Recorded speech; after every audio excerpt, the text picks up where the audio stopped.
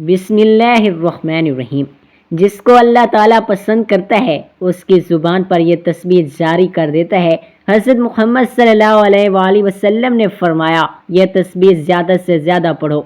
محترم ناظرین، ہمارا آج کا وظیفہ ایک تسبیح کا وظیفہ ہے۔ حضرت محمد نے فرمایا کہ یہ تسبیح زیادہ سے زیادہ پڑھو، کیونکہ اللہ تعالیٰ کو یہ تسبیح بہت زیادہ پسند ہے، اور اللہ تعالیٰ اپنے خاص بندوں کو یہ تسبیح پڑھنے کی توفیق عطا فرماتا ہے۔ اللہ تعالیٰ جس بندے کو پسند کرتا ہے اس کی زبان پر یہ تسبیح جاری کر دیتا ہے، اور اللہ تعالیٰ اس کی تمام جائز خواہشات کو پورا کرتا ہے۔ جو انسان یہ تسبیح پڑھتا ہے، یہ تسبیح پڑھنے کے بہت سے فوائد ہیں۔ یہ تسبیح پڑھنے سے اللہ تعالیٰ کی رحمت نازل ہوتی ہے، انسان کی زندگی میں سکون آتا ہے، رزق میں برکت ہوتی ہے، اور اللہ تعالیٰ اس انسان کی تمام پریشانیوں کو دور کر دیتا ہے۔ جو یہ تسبیح پڑھتا ہے، اللہ تعالیٰ جس انسان کو خود سے قریب کرنا چاہتا ہے تو اس کی زبان پر یہ تسبیح جاری کر دیتا ہے۔ ایسی تسبیح جب کوئی بندہ اس کو پڑھتا ہے تو اللہ پاک اس پر بہت زیادہ رحم فرماتا ہے، اس پڑھنے والے پر رحمت کی بارش برساتا ہے، اپنے فضل کرم کی بارش برساتا ہے۔ اللہ پاک ارشاد فرماتے ہیں کہ جب میرا بندہ یہ تسبیح پڑھتا ہے میں اس پر آسمان سے خوب رحمتیں نازل کرتا ہوں، اور اسے خواب پہ در پہ مال اولاد میں ترقی دیتا ہوں، جنت میں بے شمار نعمتیں عطا کرتا ہوں۔ جسے اللہ کی خوشنودی حاصل کرنی ہے، اللہ کے قریب ہونا ہے، اللہ کا لاڈلا بننا ہے، اللہ کا سب سے پیارا بندہ بننا ہے، تو یہ تسبیح لازمی پڑھے۔ یہ وہ تسبیح ہے جو آپ کی زندگی سے تمام پریشانیوں کو، فکروں کو، بیماریوں کو انشاءاللہ ہمیشہ کے لیے ختم کر دے گی۔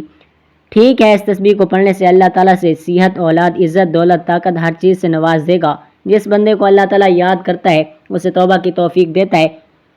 بندہ میری طرف رجوع کرے اور اس کی زبان پر یہ تسبیح جاری کر دیتا ہے۔ اللہ تعالیٰ نے انسان کو اشرف المخلوقات بنایا، یعنی سوچنے سمجھنے کی صلاحیت دی، صحیح اور غلط کی آگاہی دی۔ جب اب یہ انسانی عقل پر نظر ہے کہ وہ سیاہ کرتا ہے یا سفید، لیکن انسان خطا کا پتلا ہے، اور اللہ ہمیشہ اپنے بندوں کے ساتھ رحم کا معاملہ کرتا ہے۔ اس لیے اس نے مسلمانوں کے لیے ہدایت کا راستہ بھی کھلا رکھا ہے، تاکہ اگر کوئی مسلمان گناہ کا مرتکب ہو جائے تو توبہ استغفار سے فلاح کا راستہ پا سکے۔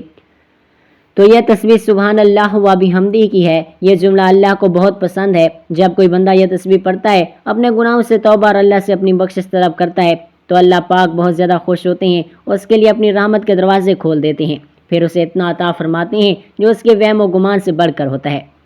حضور پاک کا فرمان ہے کہ یہ تسبیح زیادہ سے زیادہ پڑھو، کیونکہ اس تسبیح کے پڑھنے والے سے اللہ تعالیٰ بہت زیادہ خوش ہوتا ہے۔ ناظرین، استغفار ایک بڑی عبادت ہے جس کا شرف اللہ سبحانہ وتعالیٰ نے اپنے بندوں کو عطا کیا ہے۔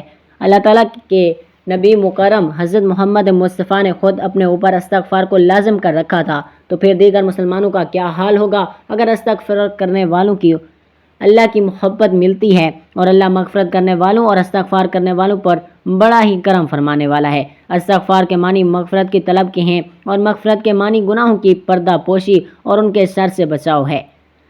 بندہ اللہ سے استغفار کرتا ہے کہ اللہ دنیا میں اس کے گناہوں پر پردہ ڈال دے، اور اس گناہ کا اس کی فضیحت کا سبب نہ بنے، اور آخرت میں بھی اس کو ظاہر نہ کریں، اور اپنی رحمت اور عفو سے اس کا گناہ معاف فرما دیں۔ استغفار کی فضیلت یہ ہے کہ قرآن کریم میں استغفار کرنے کی ترغیب کثرت سے دی گئی ہے۔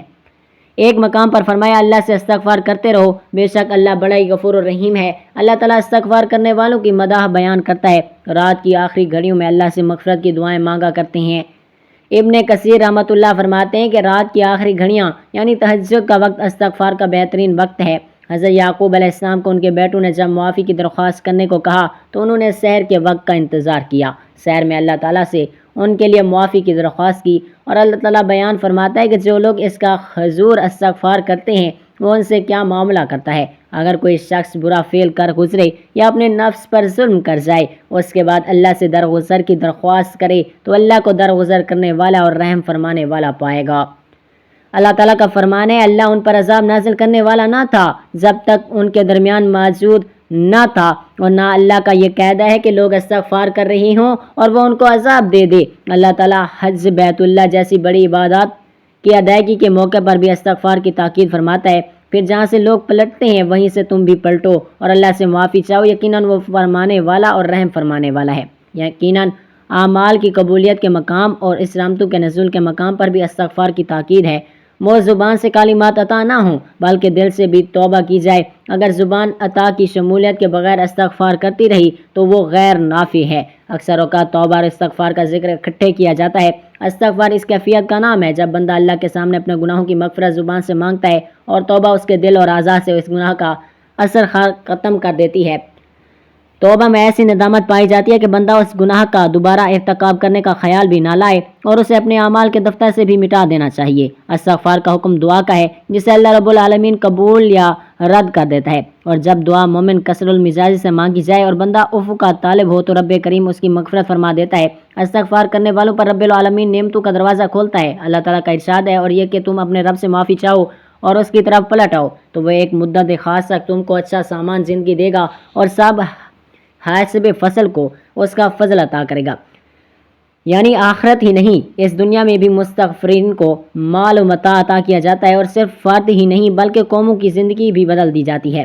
اللہ تعالیٰ کا یہ حکم حضرت ہود علیہ السلام نے اپنی قوم کو سنایا، اے میری قوم کے لوگوں، اپنے رب سے استغفار کرو، پھر اس کی طرف پلٹو، وہ تم پر آسمان کے دہانے کھول دے گا اور تمہاری موجودہ قوت پر اور قوت کا اضافہ کر دے گا۔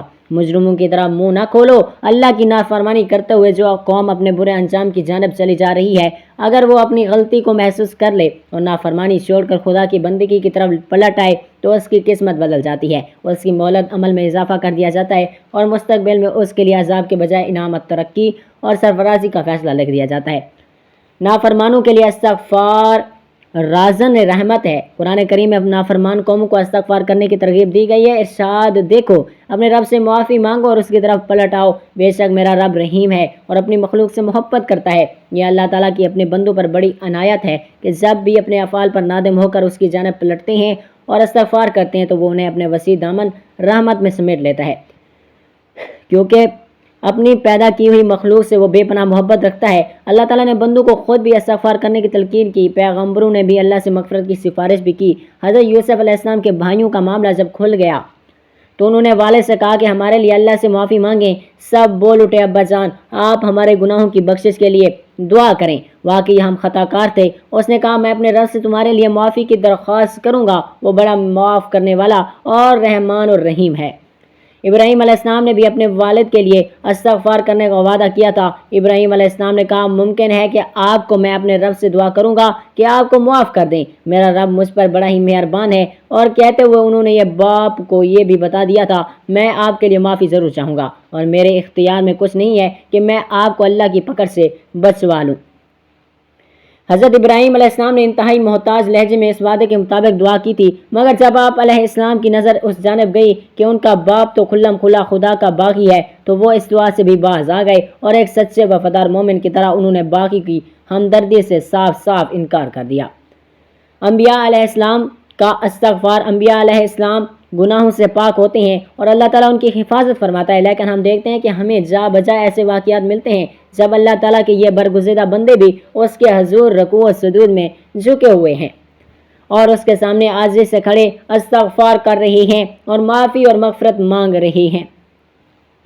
حضرت آدم علیہ السلام حوا کا جنت پھل کھانے کے بعد اللہ سے مغفرت کے کلمات سیکھ کر دعا مانگنے میں، اے رب ہم نے اپنے اوپر ستم کیا، اب اگر تو نے ہمیں درگزر نہ فرمایا اور رحم نہ کیا تو یقیناً ہم تباہ ہو جائیں گے۔ حضرت نوح اپنے کافر بیٹے طوفان میں ڈوبتے ہوئے دیکھ کر اللہ کو پکارتے ہیں کہ میرا گھر والا ڈوب رہا ہے، اور اس نازک نفسیاتی موقع پر اللہ کی جانب سے احساس دلایا جاتا ہے تو وہ ایک بگڑا ہوا ہے، اور حضرت نوح علیہ السلام گڑ گڑا کر دعا مانگتے ہیں، اے میرے رب میں تیری پناہ مانگتا ہوں اس سے کہ وہ چیز تجھ سے مانگوں جس کا مجھے علم نہیں، اگر تو نے مجھے معاف نہ کیا اور رحم نہ فرمایا تو میں برباد ہو جاؤں گا۔ ایک حدیث میں آپ فرماتے ہیں، گناہوں سے صحیح اور پختہ توبہ کرنے والا شخص ایسا ہے گویا اس نے گناہ کیا ہی نہیں ہے۔ اللہ تعالیٰ ہمیں توبہ استغفار کی کثرت کرنے کی توفیق عطا فرمائے، آمین۔ ناظرین، کچھ اذکار ایسے ہوتے ہیں جو صرف زبان سے نہیں بلکہ دل سے ادا ہوتے ہیں، اور ایسے الفاظ جب کسی بندے کی زبان پر خود بخود جاری ہونے لگیں تو سمجھ لیں کہ رب اس سے راضی ہے اور اسے پسند کرتا ہے، اس کے دل کو نور سے بھر رہا ہے۔ بہت کم لوگ ایسے ہوتے ہیں جن کی زبان پر یہ خاص تسبیح ہر وقت جاری رہتی ہے، اور حیرت کی بات یہ ہے کہ یہ لوگ ہوتے ہیں جنہیں خود بھی خبر نہیں ہوتی کہ ان کی زبان سے اللہ کے ذکر سے کتنی تر ہو چکی ہے۔ یہ تسبیح عام نہیں، یہ اس بندے کی پہچان ہے جسے اللہ نے اپنی قربت عطا کر دی، اور نبی کریم صلی اللہ علیہ وآلہ وسلم نے ایسے لوگوں کے بارے میں وہ الفاظ فرمائے جو دل کو ہلا کر رکھ دیتے ہیں۔ اگر آپ بھی چاہتے ہیں کہ دل کو سکون، روح کو طمانینت اور زندگی میں وہ روحانی روشنی نصیب ہو جو صرف اللہ کی خاص بندوں کو ملتی ہے، تو یہ باتیں آپ کے لیے ایسے لوگوں کی زندگی میں عجیب سی سکون والی کیفیت آ جاتی ہے، جیسے ہر الجھن میں بھی ایک اطمینان، ہر دکھ میں بھی ایک امید، اور ہر پریشانی میں بھی دل کے اندر آواز آتی ہے کہ رب میرے ساتھ ہے، مجھے اکیلا نہیں چھوڑے گا۔ لوگ حیران ہوتے ہیں کہ یہ کیسا سکون ہے، لیکن وہ خود نہیں جانتے کہ ان کی زبان پر جو ذکر جاری ہے وہی ان کی دعاؤں کی ثبوت کا راز ہے۔ وہ ہر بات میں اللہ کو یاد کرتے ہیں، نہ دکھ میں شکوہ کرتے ہیں، نہ خوشی میں غفلت۔ ان کی خاموشی بھی تسبیح بن جاتی ہے، ان کا چلنا پھرنا بھی عبادت بن جاتا ہے۔ ایسے بندے جب کسی محفل میں بیٹھتے ہیں تو ان کی موجودگی سے دل کو سکون ملتا ہے، جیسے روشنی میں کرن دلوں کو چھو جائے۔ ان کی دعائیں صرف اپنے لیے نہیں بلکہ امت کے لیے ہوتی ہیں۔ یہ وہ لوگ ہوتے ہیں جنہیں رب سن لیتے ہیں اور اپنی زندگی کا رنگ سب سے الگ ہوتا ہے۔ ناظرین، کبھی کبھی انسان اپنی زندگی کے سب سے بڑے مسئلے کا حل صرف ایک جملے میں پا لیتا ہے، لیکن وہ جملہ تب تک اس کے دل میں اترتا نہیں جب تک دل کا دروازہ اللہ کی طرف سے نہ کھلے۔ کچھ الفاظ ایسے ہوتے ہیں جنہیں سن کر دل کانپ جاتا ہے، آنکھوں میں نمی آ جاتی ہے، روح خود گواہی دیتی ہے کہ یہ سچ ہے کہ تسبیح بھی ایسا ہی راز ہے جو ہر کسی کو نہیں ملتا۔ صرف وہی لوگ اس طرف راغب ہوتے ہیں جنہیں اللہ ہدایت کے لیے چن لیتا ہے۔ دل کے اندر سے بے قراری، ایک طلب پیدا ہوتی ہے کہ میں بھی وہ الفاظ اپنی زبان پر جاری رکھوں جن سے اللہ خوش ہو، جن سے دلوں کو اطمینان ملے، زندگی کو برکت نصیب ہوتی ہے۔ اور یہ بے قراری ہی اصل نشانی ہوتی ہے۔ اللہ تعالیٰ آپ کو اپنے قریب بلا رہے ہیں، تو جب انسان کو ایک بار یہ احساس ہو جائے کہ رب کی طرف پلٹنے والا راستہ یہی ہے، تو پھر وہ دن رات ایک کر دیتے ہیں۔ پھر اس نور کے لیے، اس طلب کے لیے اور اسی تسبیح کے لیے جو اسے اللہ کے محبوب بندوں کی صف میں لے جائے۔ تو یہ تسبیح ان بندوں کی زبان پر جاری کر دی جاتی ہے جنہیں اللہ تعالیٰ خاص یاد کے لیے منتخب فرما لیتے ہیں، اور اس کا جاری ہونا اس بات کی علامت ہے کہ بندہ اللہ کی رضا کے قریب ہو چکا ہے۔ نبی کریم صلی اللہ علیہ وآلہ وسلم نے فرمایا، سبحان اللہ و بحمدہ وہ کلمات ہیں جو زبان پر ہلکے میزان میں بھاری اور اللہ کو بے حد محبوب ہیں۔ اس تسبیح کو روزانہ کم از کم 100 مرتبہ پڑھیں، توجہ اور یقین کے ساتھ پڑھیں۔ ایسا عمل جو انسان کو نہ صرف اللہ کے محبوب بندوں میں شامل کرتا ہے بلکہ دنیا میں بھی عزت، رزق، شہرت، صحت، سکون جیسی نعمتوں کا دروازہ بھی کھول دیا جاتا ہے۔ یہ تسبیح غربت میں کشادگی، بیماری میں شفا، دل کی بے سکونی میں اطمینان بن کر نازل ہوتی ہے۔ یہ الفاظ برکت کے دروازے کھولتے ہیں اور ایسے ذرائع پیدا ہوتے ہیں جہاں انسان سوچ بھی نہیں سکتا۔